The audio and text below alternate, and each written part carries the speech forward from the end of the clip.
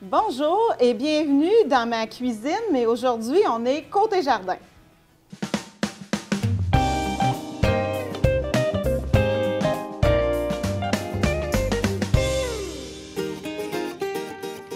Aujourd'hui, pour cette émission spéciale, je suis avec Marie-Josée du CCCPEM. Alors, bonjour Marie-Josée. Bonjour Chantal.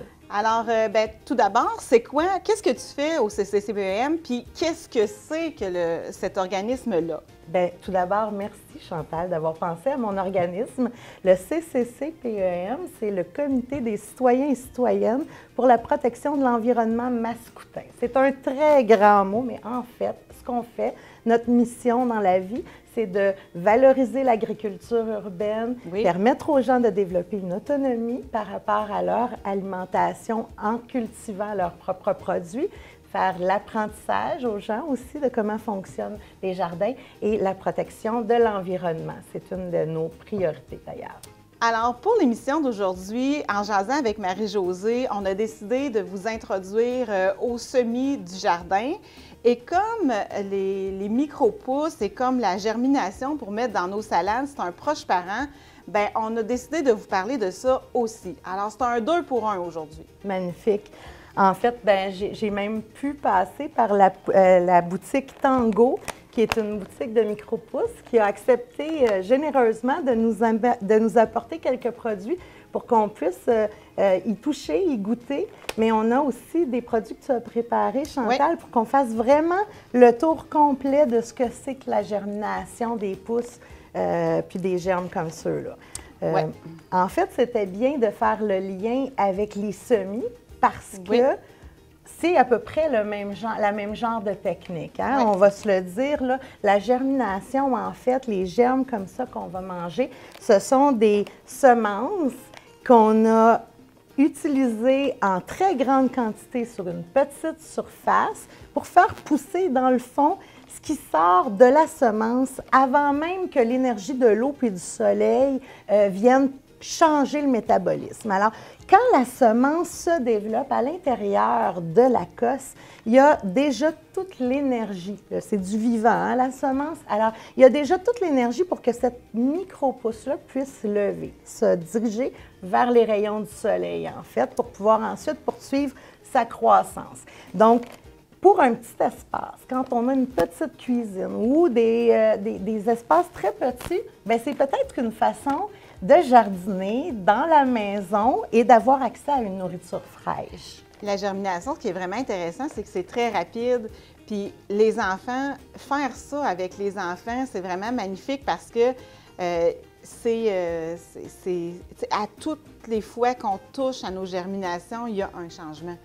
Fait que ça aussi, c'est vraiment le fun. Puis ça permet aussi de faire comprendre aux enfants d'où ça vient, comment ça se passe. Comment fonctionne la semence pour devenir l'aliment qu'ils vont manger ensuite dans leur assiette. Exactement. Effectivement, pour les enfants, c'est une belle activité. Pâques qui s'en vient, là.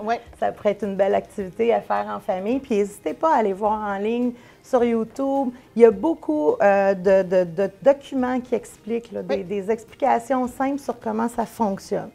Peut-être, si tu le veux bien, qu'on pourrait commencer en parlant des contenants, parce qu'on en a plusieurs à l'avant.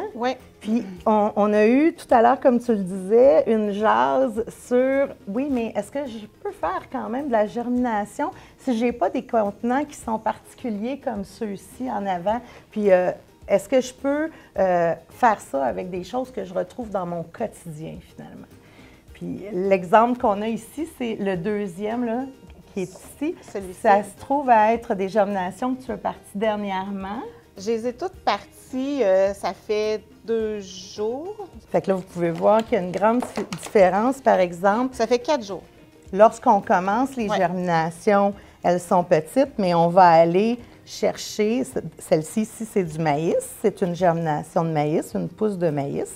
Donc, on va aller chercher dans sa tige, dans sa feuille, tout le goût, l'explosion de goût, parce que de la même façon que sa réserve d'énergie se retrouvait dans sa semence, bien, sa réserve de goût se retrouvait là aussi. Donc, c'est pour ça que la pousse, elle est goûteuse. On goûte le maïs. Cas ici, c'était un contenant de croissant, je pense, que tu as utilisé. Quand on fait des semis, Habituellement, sur les enveloppes, vous allez remarquer qu'on vous dit d'espacer les plants pour les semis conventionnels. Mais lorsqu'on fait des pousses, ça ne fonctionne pas de la même façon. Nos pousses, en fait, on veut faire un plateau avec. On va garnir, dans ce cas-ci, vous pouvez voir, là, ça commence à sortir. Si tu veux le lever un peu, peut-être qu'on le verrait mieux. Mais on a garni notre plateau de terre qu'on a bien humidifié. Ensuite, on a mis nos semences, pas très profondément, c'est vraiment important. Tout va se faire à la surface. Je ne sais pas si vous pouvez voir, là, mais présentement, nous, quand on observe ces petites tiges-là, elles sont pleines de radicelles. Qu'est-ce que c'est qu'une radicelle? Bien, ce que c'est, en fait, c'est que lorsqu'elle sort de la cosse, la semence va faire une racine qui, elle, va être remplie de petites racines pour avoir rapidement accès à de l'eau pour que l'étape suivante, elle puisse pousser davantage. Fait que dans ce cas-ci, si on regarde, puis on en sort une du sol, donc on peut voir que la cosse comme la petite mousse. Est partie, la cosse s'est défaite, elle a poussé vers le fond de la terre une racine. Là, on ne peut pas voir parce qu'elle est remplie de terre, cette racine-là, mais sur cette racine-là, il y a des centaines de petites radicules. Ça fait qui, comme un petit peu de mousse ici, là, oui. Au centre. Là, puis ça, c'est normal. Ce n'est pas de la moisissure, c'est vraiment les radicelles. C'est les petites racines qui sont là pour avoir accès à toute l'hydratation qu'elles peuvent dans le pot. Puis là, quand on l'a pris au départ, vous avez pu remarquer qu'il y avait un couvercle, comme il y en a sur les produits plus professionnels. Puis en fait, la raison pour laquelle on fait ça, c'est qu'on veut conserver l'humidité. La semence qui va tomber de n'importe quelle plante dans la nature, la raison pour laquelle elle arrive à germer, c'est que lorsqu'elle va tomber au sol, elle va être au travers de l'humidité de la forêt ou de la terre. Donc le sol va être rempli d'humidité, puis c'est cette humidité-là qui va permettre de faire en sorte que la semence sorte. Si je ne mets pas de couvercle, que ce soit un couvercle comme celui-là ou si je n'ai pas accès à un dôme comme celui-là, je peux mettre un saran wrap. Bien là, mon eau va s'évaporer dans l'atmosphère, puis elle ne restera pas aussi longtemps dans mon sol, puis là, je risque de nuire à mes petites pousses. Donc, de mettre un dôme comme celui-là ou un papier cello sur le dessus, on s'assure de conserver l'humidité. On revient régulièrement, on vient toucher, on vient regarder est-ce que mon terreau a besoin d'humidité. Puis à ce moment-là, j'ai vu que tu avais apporté une petite bouteille vaporisateur. C'est vraiment intéressant dans ce cas-là. Puis vous allez voir tout à l'heure pour les semis de jardin, c'est la même chose. Étant donné que certaines sont tellement petites, si vous essayez d'arroser avec votre arrosoir, vous risquez de les casser. De la casser, de l'enterrer un peu trop profondément, puis là, elle n'aurait pas l'énergie pour être capable de sortir suffisamment. Vous risquez de les abîmer, tandis qu'avec le vaporisateur, pour ces pousses qui sont très fragiles encore, étant donné qu'elles sont petites, bien, ça fait le travail. Puis ensuite, on remet le dôme ou le papier cellophane pour s'assurer de conserver l'humidité. Quand on travaille avec des pots comme ça, vous pouvez faire ça à la maison, là. Je n'ai pas toujours eu ce petit grillage-là. Moi, je mettais un élastique avec un coton fromage et ça fonctionnait très bien. Alors, on met nos grains de germination dans le pot. J'ajoute de l'eau et je les laisse tremper. Ça dépend toujours des grains, c'est pas toujours le même temps. Dans ce cas-ci, c'était de la luzerne, fait que quelques heures, c'était suffisant. Ensuite, je les draine, je les rince et je les draine à nouveau. Et ensuite, je vais faire cette opération-là 2 fois par jour, matin et soir. C'est super important de rincer notre germination 2 fois par jour pour, de 1, les hydrater comme il faut et de 2, éviter qu'il y ait une prolifération de bactéries. On rince ça pas à l'eau glacée, on rince ça à l'eau fraîche, mais pas glacée. Ça, c'est super important. Fait que dans ce petit pot-là, j'ai de la luzerne. Et dans celui-ci, qui est plus foncé, ça commence, c'est du brocoli. Alors, on constate que le brocoli est moins avancé que la luzerne. C'est tout à fait normal parce que même dans la nature, la luzerne est une plante qui va...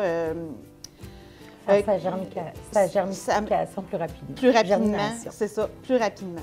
Si on y va pour le goût, bien, c'est intéressant d'avoir ce genre de produit-là Ouais. à la maison, qu'on le fasse avec les enfants ou pour nos besoins là, si on n'a pas d'enfants.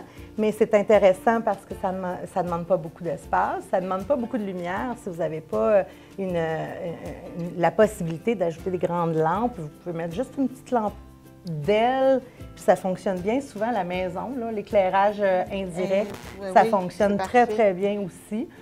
Puis ça vous donne du goût parce que ces micro-pousses-là, là, je vais te les faire goûter tout à l'heure. Tu vas voir, c'est très, très goûteux quand... Bien, je le sais que tu le sais de toute façon, mais c'est très goûteux. On peut les mettre dans la salade, on peut faire des sandwichs, en mettre à l'intérieur. Ça vient donner du croquant, un peu de fraîcheur aussi. Hein, on peut les faire tomber aussi. Oui, les faire tomber, pas beaucoup, mais un petit peu. Comme vous pouvez voir, il y a plusieurs sortes. Dans le cas des pousses tango, où j'ai été chercher les produits ici, on en a apporté seulement 4 sortes, c'est-à-dire les tournesols, le maïs jaune, le radis rose et, je ne vais pas dire n'importe quoi, là, vous allez me donner un petit instant. Fusion. Merci, la betterave fusion. Mais en vrai, il y a des tonnes des tonnes d'espèces, de cultures différentes que vous pouvez faire. L'important, c'est d'aller chercher les bons produits pour faire la germination. On peut prendre des semences pour faire nos pousses ou nos germes en allant sur des sites, par exemple, comme WH Perron ou Artisan. Ce sont des pousses, des semences plutôt qui vont avoir été spécialement conçues pour pouvoir faire les germes ou pour pouvoir faire les pousses. Souvent, c'est une technique qui est plus particulière, donc ils ont adapté la semence, ils l'ont choisie, ils l'ont bichonnée pour qu'elle remplisse exactement la raison pour laquelle on l'utilise. Donc, c'est mieux de ne pas c'est mieux, mais on n'utilise pas, particulièrement pour les germes, parce que là, ça ne serait pas bon pour notre santé, oui, mais en plus pour les pousses, parce que c'est pas le produit qui va être le plus goûteux si on le prend dans la section régulière de jardinage. Si on va avec des pousses qui sont plus spécialisées, là, on va avoir tout le goût, l'extrait du légume qu'on aura choisi. Puis comme je vous disais, il y en a beaucoup de sortes et on s'entend qu'un sachet comme celui-là va vous durer très longtemps. Là, vous en avez pour longtemps. Donc, c'est un bel avantage. C'est environ 2 cuillères à soupe par plateau vert comme ça, fait que ça va... ça n'en prend vraiment pas beaucoup. Puis les grains, moi, oui, je les prends sur les sites Internet, mais dans tous les magasins d'aliments naturels, vous allez en avoir aussi. Panier Santé ici à Saint-Hyacinthe, si vous allez chez Avril aussi à Granby, vous allez avoir ça. Moi, ce que je vous dis, c'est que quand vous commencez la germination, quand vous commencez un nouveau projet comme ça, commencez, allez-y avec des pots comme ça. Puis si vous aimez ça, si vous trouvez ça intéressant, puis que vous aimez ça, bichonner vos germes et vos micro-pousses, bien là, vous irez vous chercher de l'équipement un peu plus spécialisé, un plateau comme ça, ce germinateur-là aussi. Alors, il y a des choses qui existent dans le commerce. Puis moi, ces pots-là, quand j'avais pas mes grains, là, mes grilles, je faisais juste les appuyer sur un mur avec un linge en dessous pour pas que ça glisse. Fait que c'était parfait, là. Puis je regarde sur ta gauche, justement, tu as apporté des contenants qu'on peut trouver dans le marché, là, les pots de champignons, des choses comme ça. On n'est pas obligé de dépenser de l'argent pour commencer ce genre d'exercice-là. On peut s'essayer dans ce qu'on a, dans notre recyclage, en fait. Puis juste s'assurer que quand on prend les plats de champignons, par exemple, c'est beaucoup de terre. Hein, fait qu'il ne faut pas trop arroser, pas qu'il y ait trop d'humidité. Mais sinon, ce sont des produits qu'on peut utiliser qui ne coûtent rien puis qui vont vous permettre de tenter l'exercice, peut-être le refaire parce que vous allez apprécier avoir un légume frais, goûteux, qui n'est pas cher, hein, on se le dit, là, dépendamment des variétés, là, on peut payer, mettons, de 2 à 15 $, dépendamment vers quoi on se dirige. Là. Mais si vous commencez avec du radis, de la luzerne, c'est dans les moins chers. Le trèfle, exactement. Ça. Ce sont toutes des semences qui sont très goûteuses. Vous allez les apprécier. Vous faites un vin fromage, par exemple, ça peut être une belle un bel ajout à votre table que de mettre des germes qui vont venir rafraîchir le palais. Et c'est très coloré. Et c'est coloré, c'est beau. C'est coloré, c'est magnifique. D'ailleurs, moi, j'ai jamais goûté celui-ci qui est le radis rose. Je le trouvais particulièrement beau. Tu vas voir, il est piquant, lui, d'habitude. Il est piquant, c'est ça. Comme on peut le voir, c'est vraiment les 2 premières feuilles qui sont sorties de la tige. Ah, les cotylédons. Les cotylédons, exactement. Ce sont celles-là là, qui sont sorties, qui sont les feuilles qui vont servir à pousser vers la lumière pour pouvoir faire de la photosynthèse. Dans ce cas-ci, elles ne se rendront pas là. Nous, on va les manger, les cotylédons. Puis, le goût, là, on peut voir que la tige, elle est colorée. Le goût est concentré aussi dans la tige. Vas-y. Ah oui, on le goûte, là. Oui. Fait que c'est joli à voir. Imaginez-vous un beau plateau de présentation sur la table. Ça ne coûte rien. Ça prend quelques jours à faire. Ouais. Encore là, on regarde sur les paquets. Il y a toutes les informations. Souvent, on va vous dire, bien, ce produit-ci va prendre 7 jours à germer. Celui-ci va prendre 12 jours à germer. Donc, c'est facile de vous dire, OK, celui-là, là, je l'ai inscrit. Dans 2 semaines, il va être prêt. Celui-ci, dans 7 jours, il va être prêt. Comme ça, je suis au courant, je sais ce qui s'en vient. C'est vraiment piquant, le goût. Hein, on le goûte. Ça doit être très bon avec du poisson, par exemple. Oui. Quelque chose qui vient... oui, poisson-poulet. Oui, c'est ça, exactement. C'est vraiment bon. Moi, quand je fais ma germination, je la mets toujours à un endroit où ça me dérange parce que j'ai pas le choix de les bouger. Puis, tu sais, ça m'incite à les arroser 2 fois par jour. Moi, c'est ce que je fais. Alors, je le mets à un endroit qui me dérange. Mais il y en a que c'est tout à fait le contraire, qui sont beaucoup plus disciplinés que moi, puis ils vont les mettre à un endroit très précis, puis qui vont y aller régulièrement. Avec un journal de bord aussi, on peut des fois bien comprendre. On se fait un calendrier là, sur notre ordinateur en inscrivant la date où on l'a mis. Puis on le sait, là, si c'est environ 21 jours, bien, on le sait que ça va être environ là. Moi, je prends un crayon effaçable sur mon frigidaire. Absolument, absolument. Et là, tu viens de dire le mot de frigidaire. Puis moi, je trouve que c'est important qu'on en parle parce que souvent, les gens qui ont un appartement n'ont pas beaucoup d'espace pour mettre leur germination ou pour mettre leur semis lorsqu'ils les partent. Puis ils vont mettre ça sur le dessus du frigidaire. Puis là, malheureusement, ils perdent leur semence. C'est beaucoup trop chaud. Souvent, l'espace est très bas aussi entre le plafond et le... Puis là, ça crée une concentration de chaleur. Donc, on ne met pas nos semences sur le dessus du frigo. On se trouve à un endroit qui est plus éloigné. Qui est plus tempéré. Pas devant le calorifère, tu sais, des choses comme ça. Contrairement à la croyance populaire, quand on fait de la germination et quand on fait des semis pour le jardin, la température idéale, c'est autour de 20-22 degrés. Alors, ils n'ont pas besoin de plus de chaleur que ça, qu'un environnement normal. On ne fait que reproduire ce qui se passe dans la nature. Exactement. Nos semences dans la nature vont pousser au printemps. Le printemps, il ne fait pas 35. Non. Le printemps, il fait 19, fait 20. C'est ça. Ce sont les températures qu'on rencontre au printemps. Idéal. Évidemment, si on fait des pousses ou des germes qui viennent de d'autres pays ou des pays chauds, des choses comme ça, là, il est possible que ça soit différent. Mais sinon, en général, c'est la norme. C'est ça. Fait qu'on va avec nos semis de jardin? On peut y aller pour les semis de jardin. Magnifique. Donc, je vais juste rappeler le nom. Tango, c'est une compagnie québécoise. Ils sont un peu partout. Allez les voir sur leur site web. Bien, c'est pas très loin de Saint-Hyacinthe, c'est à Actonville. À Actonville, exactement. Puis on peut se dire, là, c'est chouette de voir un Québécois, une Québécoise en fait, c'est Isabelle Demers, la propriétaire, qui se lance dans un produit innovateur comme celui-là au Québec. On est fiers. Très beau. Donc, bravo. Oui.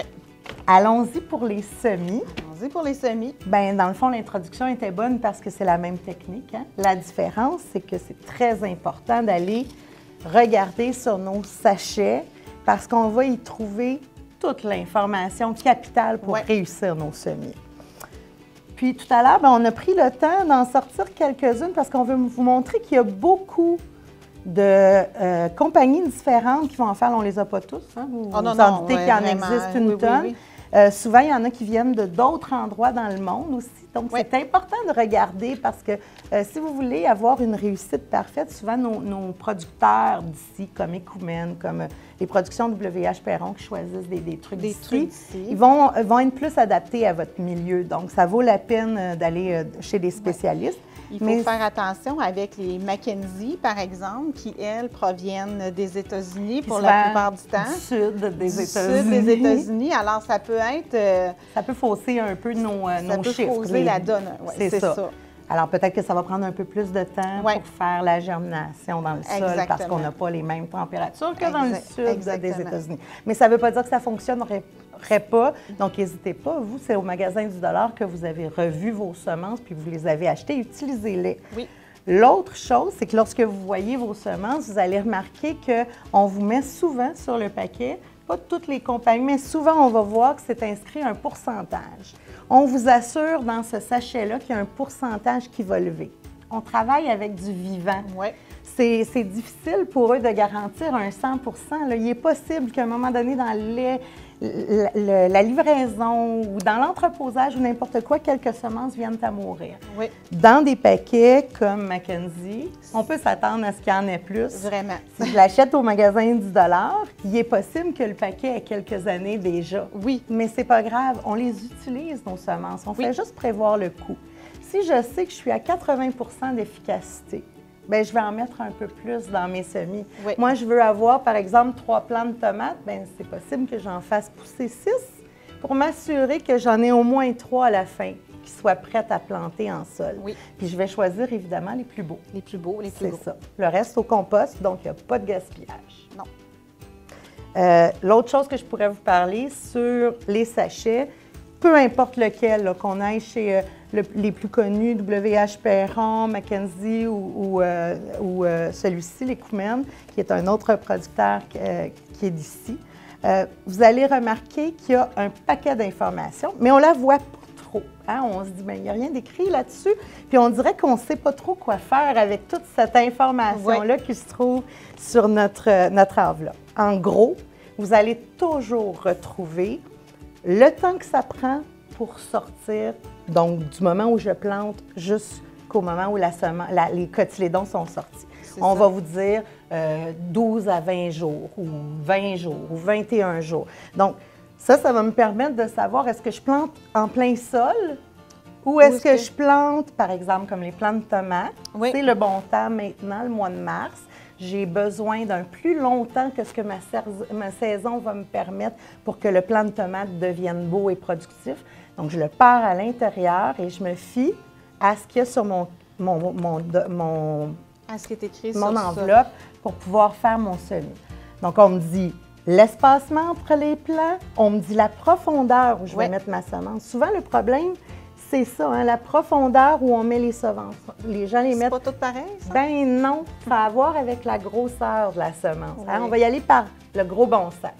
Plus la semence est grosse, plus elle peut se permettre d'aller en profondeur. Elle va avoir assez d'énergie pour pouvoir sortir puis aller rejoindre les rayons du soleil. Souvent, on dit à peu près la grosseur de la semence et 1/2, c'est la bonne profondeur pour la mettre.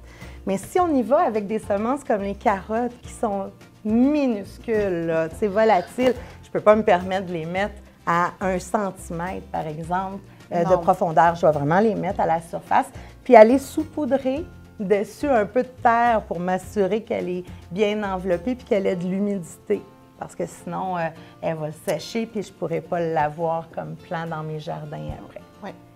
D'où l'importance d'utiliser des enveloppes qui sont plus récentes si on veut être certain, mais sinon, d'utiliser plus de semences, tout simplement.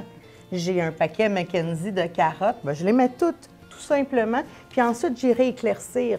J'irai enlever ce qu'il y a de trop pour permettre à mon plant d'être à son plein potentiel, d'avoir l'espacement qu'il a besoin. Si jamais vous éclaircissez vos carottes comme ça, les feuilles de carottes, vous les mettez dans votre salade. Après, c'est vraiment super bon. C'est comme si c'était des micro-pousses de carottes. Puis on oublie ça, hein? On oublie qu'il n'y a pas juste le fruit qui est consommable. Ouais. Souvent, la fleur est consommable, par exemple pour les zucchinis. Souvent, la tige ou les feuilles sont consommables. Parfois, la racine aussi. Ouais. Ce qu'on trouve aussi, c'est la température. Ça aussi, ça nous indique. Si ça dit que le plant ne peut pas être planté avant qu'il fasse 22, 24 degrés, ça ne me donne rien d'aller mettre ça parce que c'est la bonne fin de semaine que j'ai dans le mois pour jardiner. Au début mai, ça ne fonctionnera pas. Vous allez risquer d'en perdre peut-être aurons-nous un beau mois de mai puis vous n'en perdrez pas. Mais il est possible que vous perdiez de vos plants, alors que si vous respectez la posologie, si je peux dire ça comme ça, vous allez avoir des résultats optimums. Oui. On les a réfléchis, ces informations-là, pour que ça fonctionne. Puis ensuite de ça, bien, on vous indique souvent est-ce que ça va au soleil ou est-ce que ça va à l'ombre. Puis ça aussi, c'est important de le respecter. Un plant de tomate qui serait à l'ombre va pousser quand même, va faire de la feuille quand même, va faire des fruits quand même, mais vous allez être jaloux de votre voisin. Parce que lui qui a mis son plant au soleil va avoir 6 fois plus de tomates que vous. Vous allez être désespéré de vos 3 tomates. Puis ça mûrit pas aussi vite. Vous n'aurez pas le même goût parce que le sucre qui vient des fruits vient de la photosynthèse. Oui, tout à Donc, fait. si on veut avoir un goût, bien, il faut mettre les chances de notre côté. Il faut y aller avec l'optimal. Dans ce cas-ci, là, on a pris beaucoup pour que tu puisses cuisiner tout au long de la saison. Oui, parce que ce qu'on va semer aujourd'hui, ça va être planté dans nos bacs ici à la moisson mascoutaine. Et puis, ces bacs-là, bien, moi, je les utilise pour les cuisines collectives souvent. Je vais aller récolter dedans. Puis, quand on a des surplus, là, bien, c'est remis là, aux familles qui profitent des services là, de la moisson mascoutaine. Exactement. Félicitations. Puis, ce que j'allais dire aussi, c'est que lorsque vous faites dans ce cas-ci, on a regardé aussi beaucoup pour des fines herbes, parce que comme tu cuisines, on y va pour le goût souvent. Bien, vos plants de fines herbes que vous aurez mis à l'extérieur, bien, vous pouvez penser à les rentrer à l'intérieur après, donc ce n'est pas perdu. Vous pouvez les mettre en pot après, les installer sur le bord de votre fenêtre de cuisine, puis couper des feuilles tout au long de la saison d'hiver. Pas dit que votre plant va survivre jusqu'au printemps suivant, mais en tout cas, vous pourrez peut-être avoir des feuilles de basilic fraîches, des feuilles de persil frais jusqu'au mois de décembre facilement, là, ce qui est agréable pour la cuisine. Oui, vraiment, vraiment.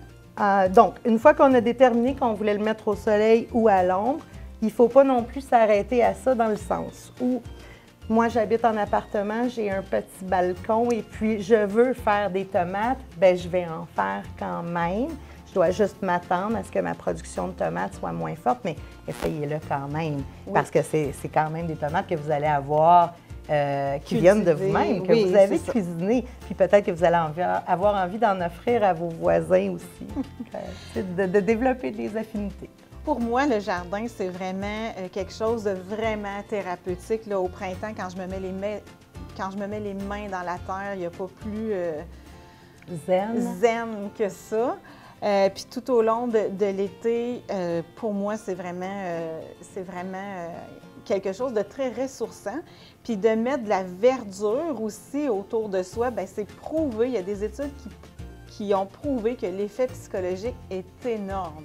Absolument. Ouais. Puis on le voit de plus en plus parce que les gouvernements ont décidé d'intégrer l'agriculture urbaine dans les écoles. Les enfants, là, ils ont tellement de plaisir à comprendre, pas juste comment fonctionne une semence, la planter puis la récolter. Ils ont l'impression de comprendre le vivant.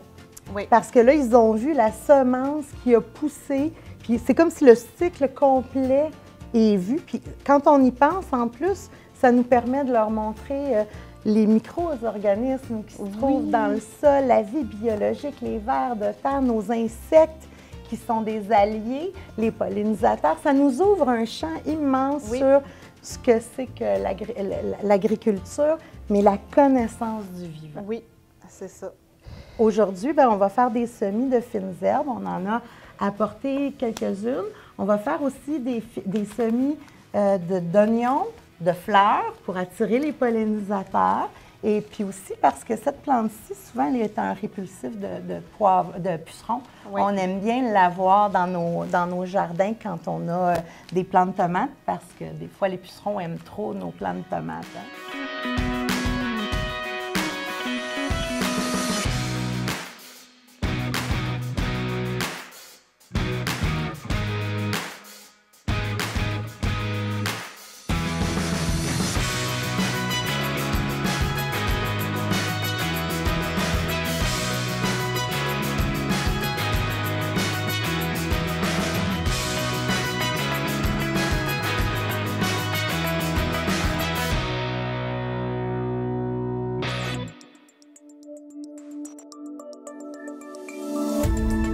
Cette émission d'Accès est appuyée par Cogeco et est rendue possible grâce à la collaboration de la communauté avec Nous TV.